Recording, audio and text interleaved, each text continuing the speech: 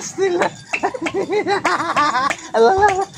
Magandang araw sa ating lahat. Nasa tuktok po pala kami ng bundok ng Barangay Malatas, Calatrava, Negros Occidental. Hindi halatang masaya ako. Hindi ako masaya kasi masayang masaya. Kasama ko nga pala dalawa kong biyanan at ang aking unika iha na si Astrid Kasiana. Baka hinahanap niyo si Mrs. Nasa likod ng camera lang. Ito nga pala ang pinakauna-unang outdoor playtime. Last year kasi na bakasyon ko, ayaw lumapit sa akin ng anak ko. Ganun pala talaga kapag lumaki ang anak mo na malayo sa piling mo. Hindi ganun kadali. OFW ka man o hindi. Basta't kapag magkalayo kayo ng anak mo, malaki talagang posibilidad na hindi kanya makilala bilang ama niya. Madalas naman kami mag-video call nung ako'y nasa malayong lugar pa. Yun nga lang, sa screen niya lang ako makikita. Kumbaga, iba pa rin talaga yung feeling niya kapag physical bonding na. O hindi naman lahat ng bata pare-pareha. Kung malayo ka rin sa anak mo, kwento mo nga sa comment section dyan sa baba at babasahin ko yan. Iba-iba talaga ang katangian ng bawat bata. At kailangan natin ng mahabang pasensya at unawa. Isa sa mga kalaban ng bawat OFW ay yung mawalay ka sa pamilya, hindi lang buwan, isa o 2